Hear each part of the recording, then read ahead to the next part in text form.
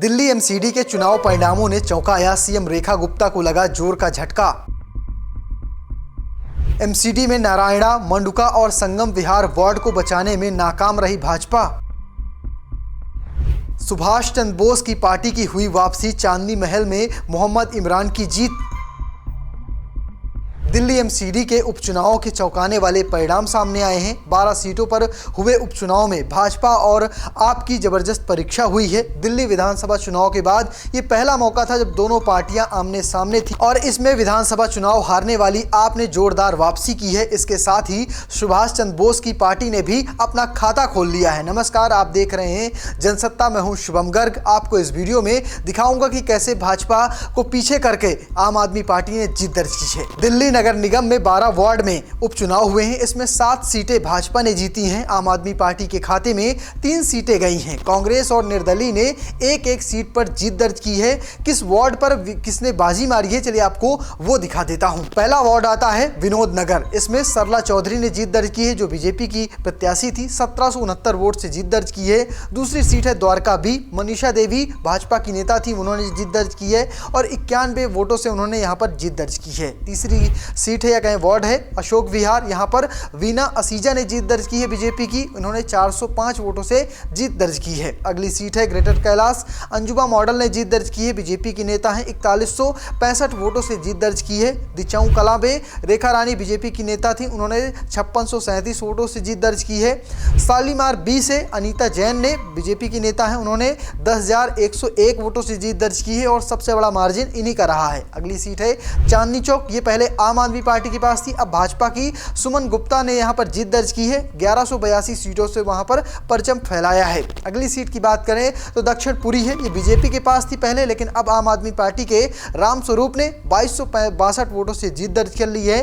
नारायणा में भी राजन अरोड़ा, आम आदमी पार्टी के नेता, ने 148 वोटों से जीत दर्ज की है। अगली सीट है मंडुका। यहां पर आम आदमी पार्टी के अनिल ने 1570 वोटों से जीत दर्ज की है। वहीं संगम विहार ए में सुरेश चौधरी ने, जो कांग्रेस के नेता हैं, 3628 वोटों से जीत दर्ज की है। चांदनी महल में मोहम्मद इमरान, जो निर्दलीय हैं, कह सकते हैं सुभाष चंद्र बोस की पार्टी से आते हैं, उन्होंने 4592 वोटों से जीत दर्ज की है। 12 वार्डों में हुए उपचुनाव में से 9 सीट पर पहले ही भाजपा का कब्जा था। उपचुनाव के बाद वो सिर्फ 7 सीटें ही बचा पाई है। नतीजा पार्टी के नेतृत्व और दिल्ली सरकार दोनों के लिए चिंता का विषय है। वहीं आम आदमी पार्टी 3 सीटें जीतकर संतुष्ट नजर आ सकती है। उसे न लाभ हुआ है न ही नुकसान हुआ है। कांग्रेस के लिए यह उपचुनाव मनोबल बढ़ाने वाला रहा है, क्योंकि संगम विहार सीट उन्होंने जीत ली है। चांदनी महल वार्ड पर ऑल इंडिया फॉरवर्ड ब्लॉक यानी AIFB के कैंडिडेट की जीत हुई है। इस पार्टी को आज़ादी से पहले नेताजी सुभाष चंद्र बोस ने खड़ा किया था। ये पार्टी लंबे समय से दिल्ली की राजनीति में सक्रिय तो रही है, लेकिन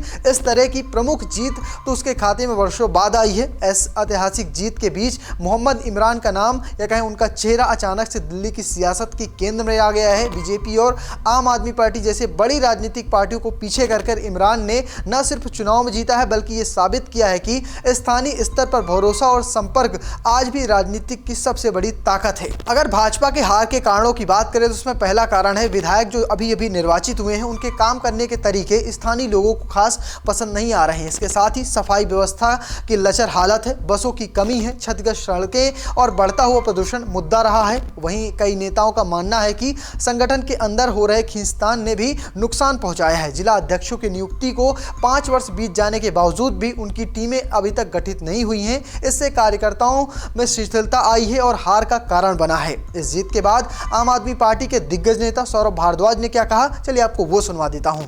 देखिए, 9 सीटें भारतीय जनता पार्टी के पास थी, 3 सीटें आम आदमी पार्टी के पास थी और ये वो सीटें थी जो भारतीय जनता पार्टी ने डिलिमिटेशन के अंदर वार्डों को कार्व आउट करके अपने लिए सीटें बनाई थी। आज मेयर भारतीय जनता पार्टी का है, मुख्यमंत्री भारतीय जनता पार्टी का है और इनके बड़े बड़े सांसद गली गली जाके कह रहे थे कि अगर आम आदमी पार्टी के पार्षद को जिताया तो हम उसको काम नहीं करने देंगे। ये ऑन रिकॉर्ड कहा है इनके सांसदों ने कि हम उन्हें काम नहीं करने देंगे। उसके बावजूद 10 महीने की सरकार की एंटी इनकम्बेंसी आज सारे देश के सामने है। परसों अखबारों में छपा था कि ये पहला लिटमस टेस्ट है भारतीय जनता पार्टी की दिल्ली की सरकार का, 4 इंजन की सरकार का, और इनकी सीटों की गिनती एक्चुअली तो 9 से घटकर 6 हो गई है। अशोक विहार सीट तो आम आदमी पार्टी जीती थी, इलेक्शन कमीशन की वेबसाइट पे डिक्लेयर हो गया, और फिर कह रहे हैं कि हमने वोटों की दोबारा गिनती करी। अरे भैया, जो कागज का बैलेट होता है, पेपर बैलेट होता है, उसकी दोबारा गिनती कराई जा सकती है कि कोई इक्का दुक्का रह तो नहीं गया। जहां ईवीएम का काउंट है, जहां ईवीएम के ऊपर बटन दबा के ईवीएम बता देता है किस पार्टी को कितना वोट मिला, आपको तो बस उसको जमा घटा करना है। आप बताइए कि कौन सी सीट के अंदर बदलाव आ गया, कौन से बूथ के अंदर ईवीएम ने दोबारा से नया रिजल्ट दे दिया। ऐसा क्या संभव है क्या कि अगर एक बार ईवीएम ने बोल दिया आम आदमी पार्टी को 100 मिले, भाजपा को 80 मिले, क्या आप दोबारा बटन दबा के उससे बदलवा सकते हैं उसको? वो संभव कैसे है कि ईवीएम के रिकाउंट के अंदर आप किसी पार्टी को हरा के दूसरी पार्टी को जिता दें? तो इतने छोटे स्तर के इलेक्शन में, जिसमें मेयर भारतीय जनता पार्टी का, ये हम तो मेयर का चुनाव ही नहीं लड़े, ना हम लड़ेंगे, कोई मारामारी नहीं है, तब भी अगर आप बेईमानी से सीट जिताने की कोशिश कर रहे हैं, इसका मतलब ये है भारतीय जनता पार्टी अब बेईमानी के आखिरी स्तर तक उतर आई है। ये तो कोई इलेक्शन ही नहीं है। इसके अंदर अगर आप बेईमानी पे उतर आए हैं, तो पूरे देश में जो संदेश जा रहा है वो ये है कि अब भारतीय जनता पार्टी और इलेक्शन कमीशन पे भरोसा नहीं किया जा सकता। ये तो खुल्लम खुल्ला बेईमानी पे उतर आए हैं। वहीं 7 सीट जीतने के बाद दिल्ली की सीएम रेखा गुप्ता ने कार्यकर्ताओं और आम जनता से क्या कुछ कहा है, चलिए आपको वो दिखा देता हूं। उन्होंने सोशल मीडिया साइट पर एक पोस्ट लिखा जिसमें कहा कि दिल्ली नगर निगम उपचुनाव में भारतीय जनता पार्टी को अपना अमूल्य आशीर्वाद प्रदान करने हेतु दिल्ली के नागरिकों का हृदयपूर्वक आभार है। ये विजय हमारे कर्मठ कार्यकर्ताओं के अथक परिश्रम और समर्पण तथा संगठन की सामूहिक शक्ति का सशक्त प्रमाण है। उपचुनाव में विजयी सभी भाजपा उम्मीदवारों को हार्दिक शुभकामनाएं। दिल्ली के विकास के लिए, या कहें दिल्ली के विकास के प्रति हमारी सरकार प्रतिबद्ध है और नॉन स्टॉप काम करती रहेगी। तो फिलहाल आप कैसे देखते हैं एमसीडी उपचुनाव के परिणामों को? कमेंट बॉक्स में लिखिएगा और पेज को फॉलो करना, चैनल को सब्सक्राइब करना बिल्कुल भूलिएगा। धन्यवाद।